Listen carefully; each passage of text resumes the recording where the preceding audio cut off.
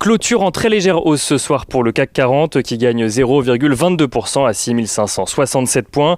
L'indice parisien aura été tiré par les bancaires qui sont toutes les trois parmi les valeurs de tête du CAC 40 ce soir, alors que l'OAT à 10 ans en France gagne près de 30% sur la journée, rebondissant à 0,12% après avoir touché 0,09% vendredi en fin de journée.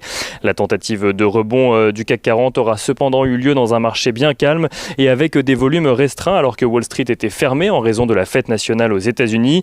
Les craintes vis-à-vis du variant Delta sont également toujours dans un coin de la tête des investisseurs. Variant Delta qui a d'ailleurs pesé sur l'indice PMI Caixin en Chine pour le mois de juin, qui met en avant un recul de l'activité dans le secteur privé avec un indice qui tombe à son plus bas niveau depuis avril 2020, freiné par la résurgence donc de l'épidémie dans plusieurs régions du pays. En zone euro, en revanche, la croissance du secteur privé atteint son plus haut niveau depuis 15 ans grâce à l'assouplissement des mesures de restriction liées à la pandémie.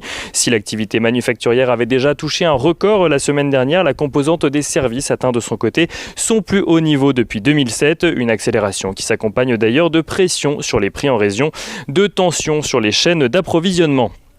En France, l'activité dans le secteur des services a progressé également pour revenir à des niveaux d'avant Covid, à savoir à 57,8 points. Sur le front des matières premières à présent, les membres de l'OPEP+ doivent tenter de trouver un accord aujourd'hui après l'échec des discussions de la semaine dernière. Si les pays membres sont globalement d'accord sur un relèvement de la production à partir d'août pour atteindre 2 millions de barils par jour supplémentaires d'ici la fin de l'année, les Émirats arabes unis souhaitent de leur côté que leur volume de production de référence soit revu à la hausse. Une demande qui ferait passer la capacité totale de production du pays de 3,17 millions de barils par jour à 3,8 millions de barils. Une demande à laquelle s'oppose l'Arabie Saoudite pour le moment.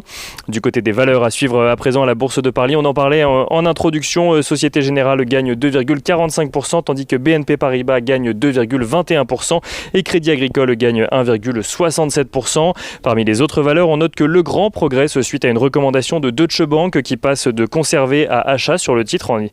Deutsche Bank qui estime que la dynamique de croissance du groupe reste solide. Et on note au Royaume-Uni que la chaîne de supermarchés WM Morrison fait l'objet d'une bataille entre plusieurs fonds. Fortress Investment Group a fait une offre de 6,3 milliards de livres pour son rachat, supérieure à celle du groupe Clayton, Dubilier & Rice qui avait proposé 5,2 milliards de livres. C'est à présent le fonds Apollo Global Management qui annonce réfléchir à une offre sur le groupe de distribution. En France, le secteur de la distribution progresse dans le sillage de cette bataille d'enchères. Carrefour qui gagne 0,86% et Casino qui gagne 1,16%. On finit avec l'agenda de la journée de demain. Demain, les investisseurs prendront connaissance de l'indice ISM du secteur des services aux États-Unis, mais aussi de l'indice ZOO du sentiment économique en Allemagne. Au programme également les ventes au détail en zone euro pour le mois de mai.